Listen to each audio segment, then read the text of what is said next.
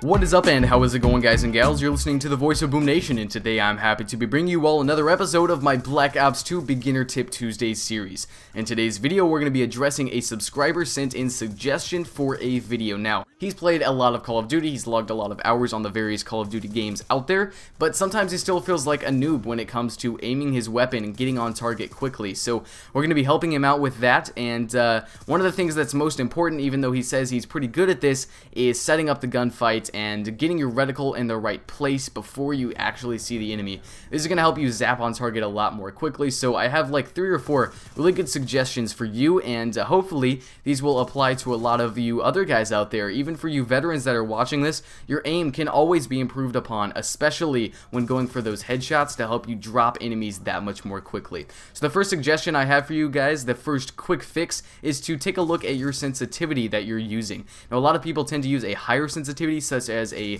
10 or 11. And this is totally the wrong thing to do. You know, some people like this, but honestly, I think you're much better off using something like a 7 or an 8. I have been using the 7 sensitivity religiously in Black Ops 2 for the past 2 or 3 weeks, and it's done great things for me. I've gotten 96 kill games, you know, 80 plus kill games, nuclear gameplays, so it's definitely one of the best sensitivities to use in my opinion, but of course everyone is going to feel a little different about this subject. So try it out and see how you do. If your sensitivity is somewhere up there in the range that's too high, maybe you're over aiming and that's why you're having trouble staying on target, I would go ahead and suggest that you drop it down to 6. And this is going to be a drastic difference probably, but once you start feeling comfortable with that, begin to work your way up until you feel like you're starting to lose more gunfights than you want because of your aim, and then drop it back down 1. And this is where you'll find your true comfort zone in Black Ops 2 for your sensitivity. So there are some good players out there that use a 4 sensitivity, so you know, maybe 6 is too high, I don't really know. Just test it out and start from a low sensitivity, work your way up as high as you can while still remaining comfortable in a gunfight. So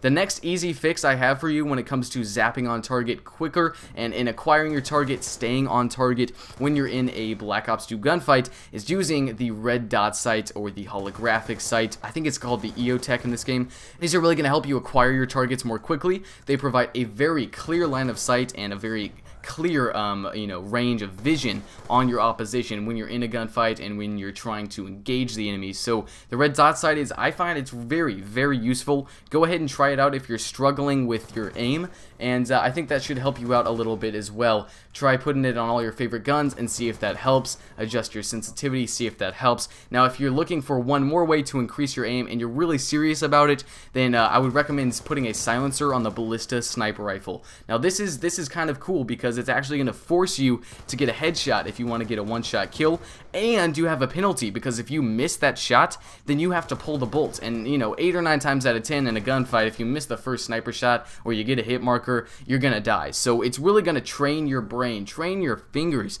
to go for that headshot, and this will carry over to using other weapons. I've experienced it, I've tried this out myself. I can say from experience it is helpful, it works, and when you start getting those headshots like more than ever, it is satisfying because those enemies will drop like flies and you will not believe how fast they fell to the ground lifeless. Definitely try that out if you can. Just play for it for, you know, 5 to 10 matches just in random public servers and see how that does for you and see if it helps you improve your aim.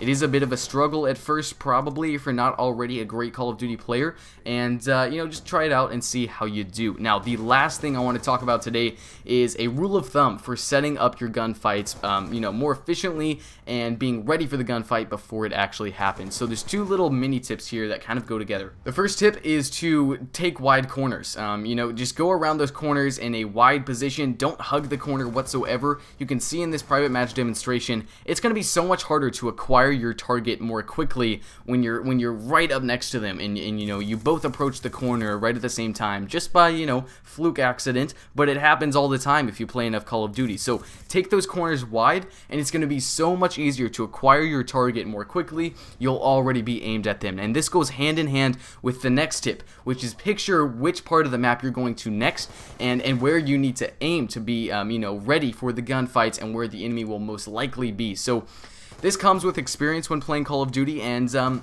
you'll just kind of figure out where the enemies are most likely going to be when running in a certain area of the map, which head glitches they normally go behind. So, you know, just be ready to aim there, kind of be aimed there already, or at least really close to that spot before you go around the corner, so you give yourself the best opportunity for winning that gunfight, and you don't have to swing that right analog stick around and really have to drag your aim and your cursor to the enemy. You'll already pretty much be right there. Now, on a side note, another great thing for improving your aim is use your left analog stick. A lot of people tend to only use the right analog stick and they just sit there still. That's a new move right there. Definitely use both of them to aim. It'll really help you. I use the left analog stick for finer aiming, you know, side to side positioning, and then the analog stick for more up and down movements. I hope you all enjoyed today's video. These were just like, I don't know, 4 or 5 tips to help you guys out with improving your aim and winning more gunfights in Black Ops 2. If you enjoyed the video, leaving a like rating down below is always a great way to let me know. And if you have any suggestions for future videos in my tips and tricks different series, you can go ahead and leave those in the comment section below as well for a chance of being featured in a future episode. Thanks again for tuning in, and I hope you guys have a great day.